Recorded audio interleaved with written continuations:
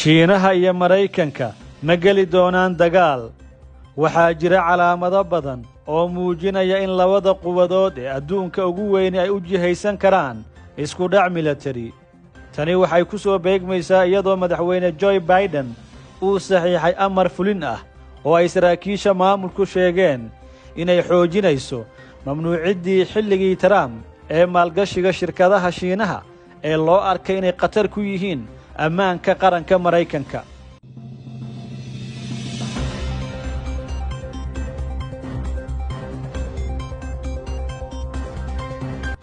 halka kan waxaynu ku soo qaadan doonaa 10 qodob ee sanadihii ugu dambeeyay loo arkay inay yihiin khatarta ugu weyn ee dagaal ka dhexdhalin karay Washington iyo Beijing ilaa ay hadda loo arka barkood ama intooda ugu mudanba inay halis ku yihiin inay labadan quwadood ay fooda isaaraan.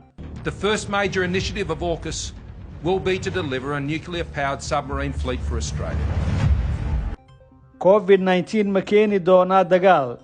qorshayaasha dagaal diyaarinta ee waaxda gaashaandhigga Maraykanku waxa uu ka tanaasulay dhexdhexaadnimadii loo maleynayay ee ku saabsan badda koonfurta Shiinaha, xiisadda Taiwan, loolanka tiknoolajiyadda ee xudunta u ah khilaafka, loolanka awoodaha waaweyn, maquuninta dagaal diyaarsan.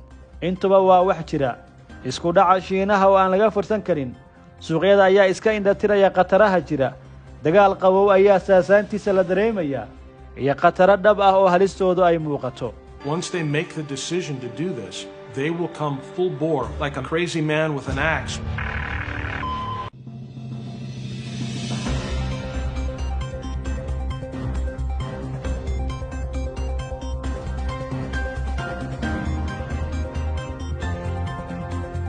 dib u fikirka madmadowga istiraatiijiyadeed waa muhiim, laakiin inta ka horreysa Washington waa inay magdhowdaa faa'iidada military ee sii yaraanaysa ee Shiinaha oo leh calaamado qaali ah oo xal siyaasadeed ah. iyadoo dunidu ay la qabsanayso duulaanka joogtada ee Ruushku uu ku hayo Ukraine, su'aalaha ku xeeran sababta ka hortagga reer galbeedka ayaa u muuqda inay ku guuldareysteen inay ka hortagaan xaaladdan oo kale. waxay si weyn tani looga doodi doonaa marar badan, laakiin marka laga reebo saamaynta Maraykanka iyo Yurub, laga yaabay falanqaynta ugu badan ee la sameeyay inaysan sax ahayn. isbarbardhigga naqshadaha madaxweynaha Ruushka Vladimir Putin ee Ukraine iyo khiyaanada hogaamiyaha Shiinaha Xi Jinping ee ku saabsan Taiwan sida rasmiga ah oo Taiwan ay marar badan ugu dhawaaqday inay doonayso inay noqoto dawlad gaar ah oo ka madax bannaan maamulka Beijing. taa beddelkeeda Jamhuuriyadda Dadka Shiinaha waxay marar badan sheegtay inaysan gorgortankeedu ahayn ka hadalka bugcad ka mid ah dhulkeeda. qaar ka mid ah indhaindhayaasha ayaa qaba in jawaabta daciifka ah ee Maraykanka iyo xulafadiisa ee Yurub ay ku dhiirigelin doonto Xi Jinping inuu qaado ciidan military oo jasiiradaasi dabcan qabsada. safiirka Maraykanka u fadhiya qaramada midoobe ayaa hadalkan kaga hadashay waraysi ay siisay CNN, waxaana ay tiri sida ay qusayso Taiwan iyo Shiinaha waxaa naga go'an inaan ilaalinno ammaanka oo aan taageerno ammaanka dadka Taiwan. Shiinaha ayaa dadaal ugu jira dhanka Taiwan sababtoo ah waxay u arkaan inay ka dhacayaan Ukraine. kuwani waa laba xaaladood oo kala duwan. It is very dangerous to frame China as like worse than Darth Vader. codsiyada soo noqnoqda ee maamulka Biden ee suurtagalka ah dagaalka adduunka si loo weeciyo baaqyada loogu talagalay taageerada agabka Maraykanka ee difaaca Ukraine ayaa laga yaabaa inaysan caawinaynin indhaha ku habboon Asia. haddana Maraykanku waa inuu aad uga walaacsadaa ka hortagga maalinlaha ah ee la xiriirta Shiinaha khatartiisa Taiwan, taas oo aan si xun aysan Maraykan iyo xulafadiisaba weli ula dhicin. saadaalinta iyo xisaabaha la isku darayana taariikhyahanadu waxay muujinaysaa inay China qorshaysay duulaan dhab ah oo marna aan la oran karin daciifnimo iyo tamar la'aan ayaa wehelisa.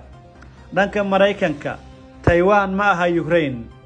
sida haweeneyda safiirka Maraykanka ee fadhisa qaramada midoobe ay u sheegtay si maldahan si ka duwan xiisadda Ukraine. Maraykanka ayaa laga yaabaa inuu si aad ah u go'aansado inuu la dagaalamo iska horimaad qaali ah oo dheer si looga hortago in Taiwan ay si xoog leh u nuugto xisbiga shuuciga Shiinaha ee CCP la yiraahdo. haddii dagaal noocan oo kale ah uu bilaabmo, Beijing qorshaheedu wuu cad yahay.